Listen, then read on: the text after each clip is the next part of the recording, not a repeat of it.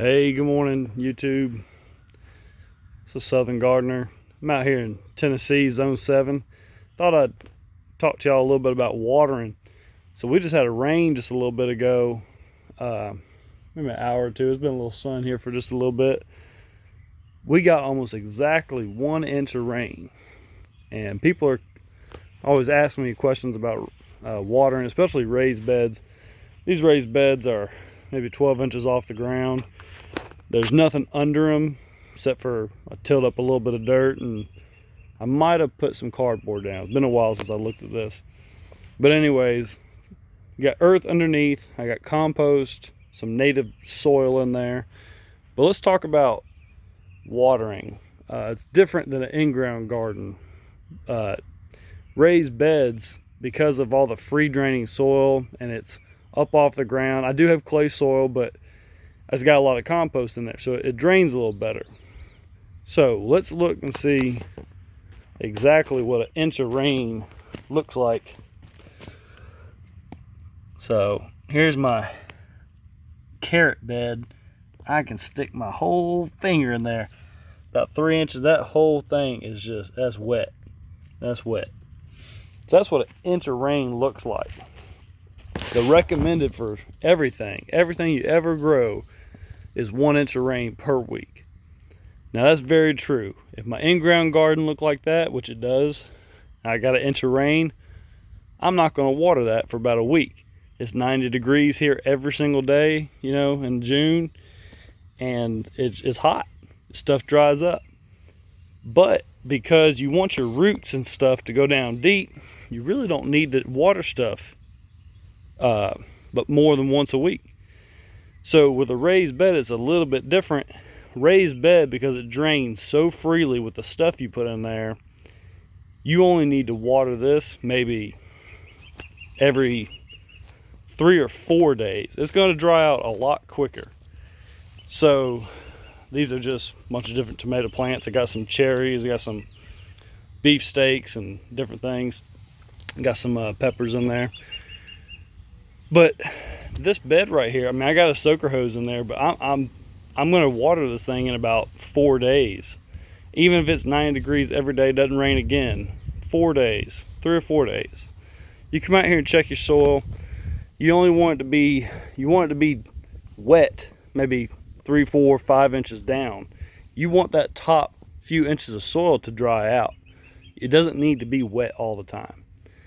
So when you're checking your stuff before you start watering, let it dry out a little bit on top, and you probably should only water every 3 or 4 days. Now if you got something brand new, like I got this pumpkin plant over here, I would water that more often until it got more established. It's still pretty small. It's under this floating row cover, keep the bugs out.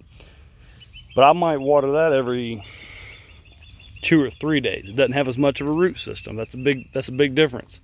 You got mature carrots, you got mature tomato plants.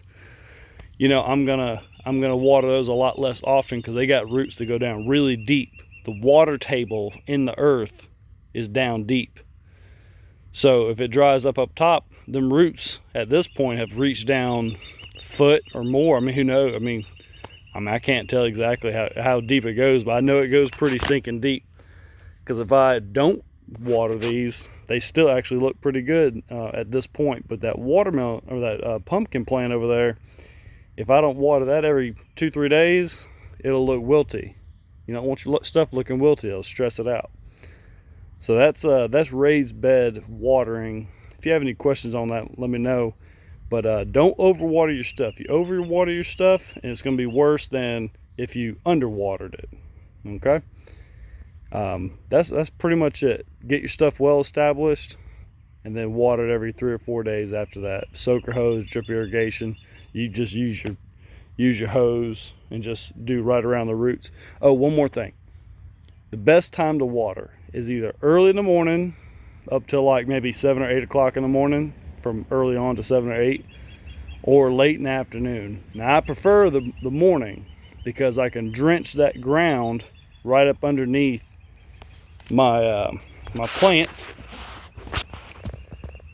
and if I get any water on the leaves, the sun's gonna be up soon and it's gonna dry it right off. And so when you take your time and water it in the morning and try not to get water all over the place, you're not going to have any disease. I don't spray these things with nothing. There's some cow manure in here. I need to do some weeding. That's really it. I don't really do anything with these.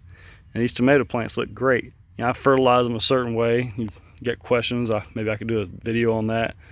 You fertilize a little 10-10-10, come back when it starts blooming. When it starts blooming, I'm gonna stay away from a lot of nitrogen, especially on tomato plants. If you keep putting nitrogen, these things are just gonna put off a ton of leaves.